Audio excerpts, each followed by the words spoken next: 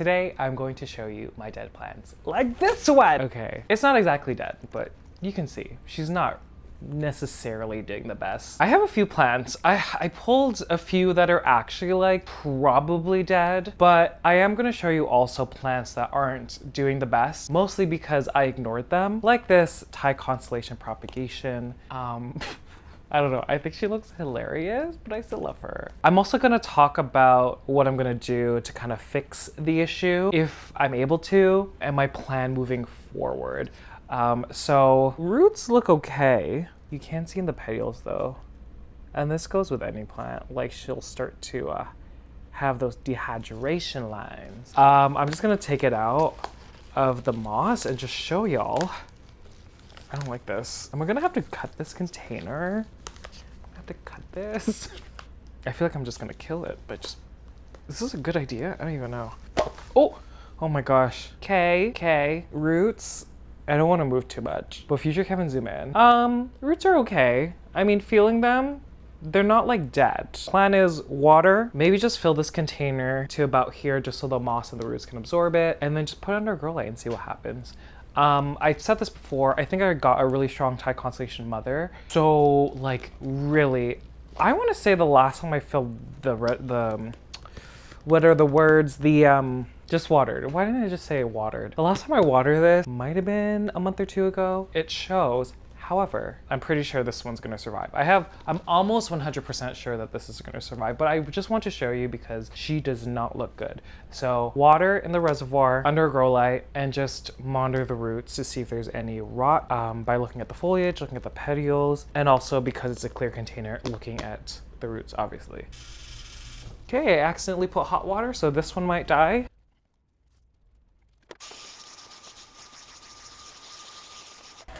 Let's do one that I know for sure is dead, since that's the title of this video. Okay, I don't know if you'll remember my Anthurium crystallinum dark. Long ago, there was a plant that fell on it. It snapped one of two leaves, and then from that time on, it just didn't bounce back. So here she is. I think it looks funny. So in Le Shoes Upon, she was a stump. I think what happened was after the remaining leaf fell, I let it dry out. I'm pretty sure that's what happened. I always go on and on and on about how pond really holds onto moisture, but like it was a long time. I did put water recently. I was like, maybe it'll survive. But yeah, no. So together, I should get a bin. This is gonna get messy. Okay, I don't know why I'm doing this. Also, this is a new background if y'all are, okay, wait, I just want to show you. Where's the rest? Y'all, shook F. Oh my god, Anthurium crystallinum dark. So cute. You know, there was a point where it could have probably saved it, but like not now. She is done-zo. Let's dig a little bit though. I want to see like if there's more rot. What I think happened here, it's basically what I was saying before. I let it dry out too much, and then I hydrated it, which resulted in the rot of like the entire thing. Obviously it didn't have any leaves because they all died off. And therefore, even though she was getting the right conditions, like under a grow light, you know, the plant couldn't generate enough energy to sustain itself, and that's why it's dead. I'm sorry. Okay, one casualty so far. Do I want to do another baby Anthurium? I think I do. Why am I going this way? It's actually here. Back in the fall, I got a bunch of seedlings of the Anthurium magnificum crossed with Ace of Spades to Zula dark form. Seedlings, you know, when you get them really young, you really don't know like how vigorous each little seedling is gonna be, but here's one of them. So what was happening with her, and it's funny because this leaf actually looked okay like 2 days ago. I don't know what happened, but the thing that happened with this one, I had her under the same conditions as my other ones. You can see she was actually just trying so many times to push out growth. And I think because of the multiple growth points, she couldn't like, you know, I don't even know what that was. She couldn't focus her energy at one point. And because she was still a baby, I think that's why. But yeah, let's do the same thing. Maybe I'll pour her in this container. Yes, okay. Okay, actually, the roots look pretty good. I'm gonna keep pouring. The roots look good. Do I need to eliminate 1 point so I could channel energy? Okay. So far, y'all, that looks okay. I'm not gonna trust appearance. Your sense of touch is everything. The roots are fine. They're not squishy or anything. Let's pour a little bit more. Yeah, see, the more green roots over here are from when she was in moss, I think. And then the white ones here, and they're not rotten, guys. They're new branches. Closer look. Look, there's 3. There's 3 separate growth points. I just broke off one. Again, I just want to see, like, if that's, like, is that the reason? I might just keep the 2 because I don't know which one is going to pull through. What do y'all think? I'm debating if I want to do moss in, like, a prop box because I know since there's no leaves anymore, again, she kept pushing out, like, these small baby leaves and then they would just keep dying and then a new one would come. And, like, that's kind of why there's so many nodes. If you can zoom in, that is a new growth.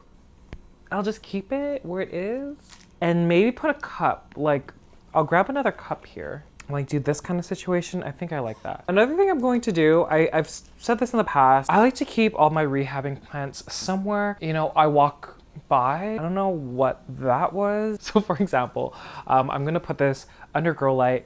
The shelf right there, if you can zoom in, that shelf right there because it's next to the doorway. Everyone's setup is different, but like I find, you know, wherever there's a place where you look at a lot, I have realized that I have checked that shelf a lot. And so that's generally where I keep all my rehabbing plants. So I'm going to put it right here under grow light. Also, yeah, these are other seedlings that came in the batch. They're doing just fine. There's 2 actually in here. Still in moss. I am gonna transfer this probably in my next video. And then y'all know, I always wanna find an opportunity to show this, but it's one of my favorite plants of all time right now. So yeah, this is probably the most vigorous seedling that I got in that batch. I'm also noticing my hair is very like Tintin. Anyone? Wow. Long time no see to this scindapsus. Bought this as a Pictus. I guess just a Pictus. I don't know, the fuzzy one. It has more matte leaves. Can't really see them because it is so dehydrated. At the time, I really wanted to grow this up a moss pole. I kind of just realized that I kind of like trailing better for this one specifically. I haven't even looked at the roots. Oh my God, we're gonna do this together. Okay. It's like stuck. See, I don't think this is dead. It doesn't look the best.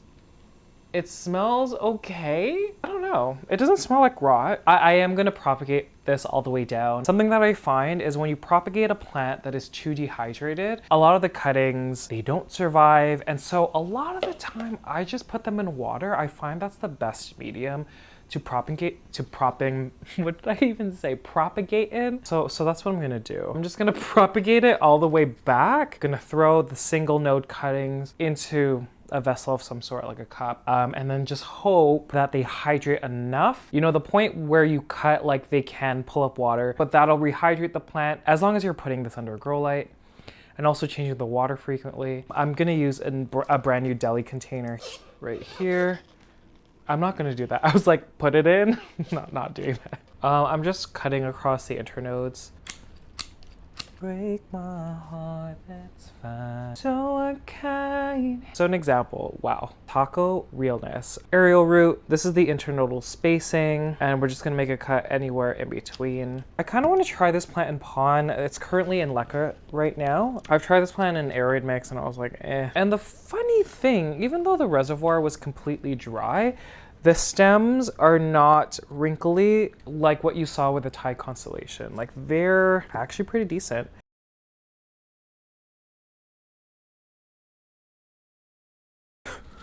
I don't even know if I want to keep this one, but the roots are like so good. Okay, maybe I'll keep it for a little bit and then decide later. Okay, so I kept like a note or 2 on most of these, but I'm just gonna put water for now. I know I've said before that, you know, if roots are really dry and you rehydrate them, they'll just rot. These ones weren't at that state, they were getting there. And even like to kind of support that, the stems of the majority of these, actually I want to say all of these, they were still hydrated. So I feel comfortable putting a little bit of water in the reservoir just to hydrate the plant. I think I want to use a smaller cup actually. I like to change the water frequently, like every 3 days. I am the type of plant parent that tends to over fertilize. And I know that. So people always ask, like, do I need to start fertilizing now? The answer is no, it just needs water, especially when the cuttings are this small. A lot of people say like rooting hormone. In my opinion, I don't know. I don't see a difference a lot of the time. Ooh, I'm gonna have to fill this cup to the top. A lot of the nodes. See, a lot of the nodes, they're over here. So I'm gonna have to fill this to the tippity tap tap. Not gonna lie, kind of fallen out of love with this one. So I might just propagate to make a full plant, and I can probably just give it to my family. Okay, I'm walking this slow because it's to the tippity tap tap. I'm putting it next to where that anthurium was. So staying true to what I said, in a place where you go to a lot. This is the next plant. I know. What is it? It's my philodendron snowdrift. Y'all. Okay, here's the thing. I think the issue was when I transferred it, and I didn't film it, I might have filmed it for Patreon. I think when I transferred it from an aeroid mix to pond, with it not having any green leaves at the time, like they were white. Oh, I don't even see anywhere else. Wow, I really tried to convince myself that the roots were okay. You can see that she only had 2 root systems here. We do have squish down here. And because the rot has made its way up to this root, this entire root system here is dead. This is all dead. I can just pull it off. And I know it's dead just because of how the roots feel. Obviously they're not hydrated, how they look. Rip it off. I am gonna cut probably here. You can see that there is still green here, so the healthy part of the stem. I'm probably gonna cut in between here. Always, always, always look in the cross section to see if it's brown or black, because you really need to get rid of all of the rot. And it seems to me that the only reason why this small little plant, the only reason why it's still alive is because there is small branching and these roots are healthy. Again, plants are amazing. The main root below it, as you can see, that's all dead. In an attempt to save itself, I'm just gonna rip it. It branched from higher up in the root. You can see there's a little bit more. There's a piece of pond that is getting hugged by the baby root. How cute. Now the question is, okay, first let me do a cut. I don't really want to go too close to the root, but we're gonna go here for now. Okay, look, that is amazing. You can see there's no rot. If the inner circle in this cross section was brown or black, I would keep cutting.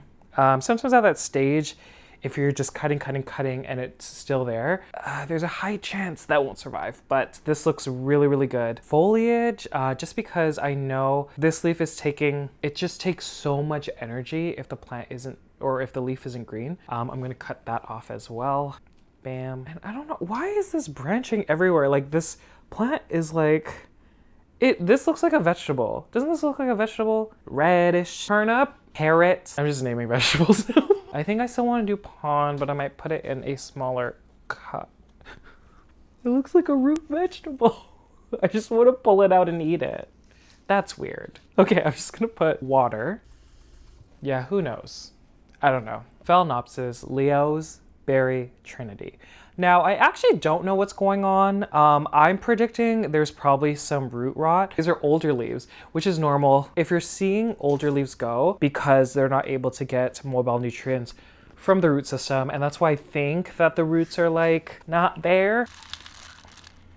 Yeah, that's exactly what happened. Look at this deadness.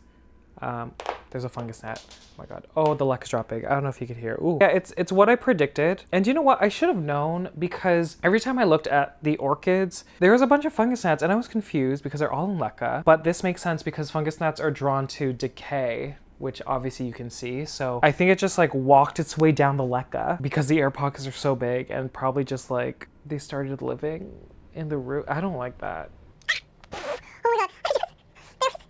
There was this part which was like lighter, and then I just went like that and it burst. It's on my leg. I don't like it. This isn't Dr. Pimple Popper, man. I had to put on gloves because after the squirt, Because what I want to know, similar to the snowdrift, is if this part, like in here, is rotten as well, and that's why the roots not dried up, why they rot. Okay, I don't. The sounds. So I'm just gonna cut them and assess from there. So let me just cut away the dead.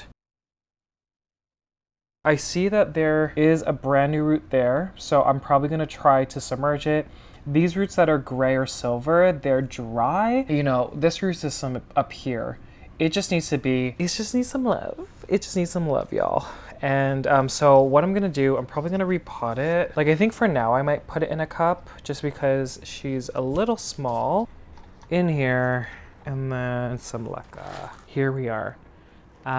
So the newest root is under the LECA here. So I'm hoping, because it's the newer root, it'll just like do its thing. And I'm not gonna submerge all the roots. I'm just gonna put some water and I'm just gonna put it under a grow light. I killed a fungus gnat. I shouldn't be that happy, it's right there. Amazon Night Fox. I do think it was already in a bad state when I got it in June. I haven't done the right things when it comes to rehabbing. I think I should put it in a prop box or just a vessel where there's higher humidity. So like potentially putting like another cup like that. But we're gonna look at the roots again. Yeah, like a lot of these roots are fine. Okay, I think we're gonna do moss for this one. I have my spag over here. So I'm just gonna put a little bit in this container.